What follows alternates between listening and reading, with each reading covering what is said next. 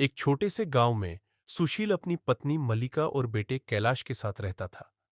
हालात बहुत खराब थे। कभी खाने को अनाज नहीं होता, कभी इलाज के लिए पैसे नहीं। फिर भी सुशील मेहनती और नेक। दिन बिजली गिरने से सुशील घायल हो गया। तभी एक दयालु व्यापारी ने उसे अपने घर ले जाकर इलाज कराया।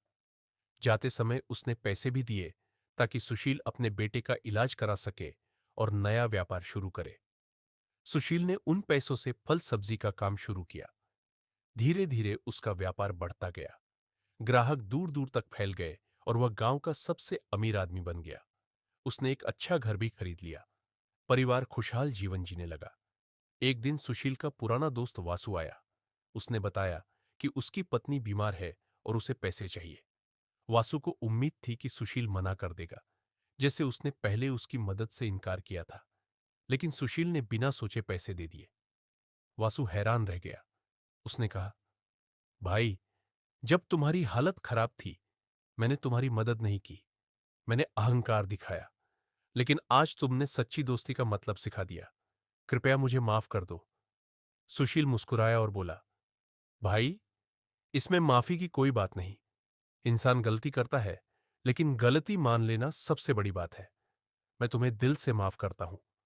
उसके बाद सुशील ने मलिका से कहा, हम पर ऊपर वाले की कृपा है। अब समय आ गया है कि मैं उस भले आदमी के पैसे लौटा दूं जिसने हमारी मदद की थी। वह उसी घर पहुंचा जहां व्यापारी उसे लाया था, लेकिन वहां उसे कोई और आदमी मिला। सुशील ने पूछा, यहां पहले एक दयालु आदमी रहता था, वही जिसने मेरी मदद की थी? वो आदमी बोला, भाई, पिछले 30 साल से इस घर में तो मैं ही रह रहा हूं। यहां और कोई कभी नहीं रहा। सुशील हैरान रह गया। उसने घर को पहचान लिया था, क्योंकि वह कई घंटे वहीं रुका था। लेकिन अब वह आदमी मिल ही नहीं रहा था। घर लौटकर सुशील ने मलिका को बताया।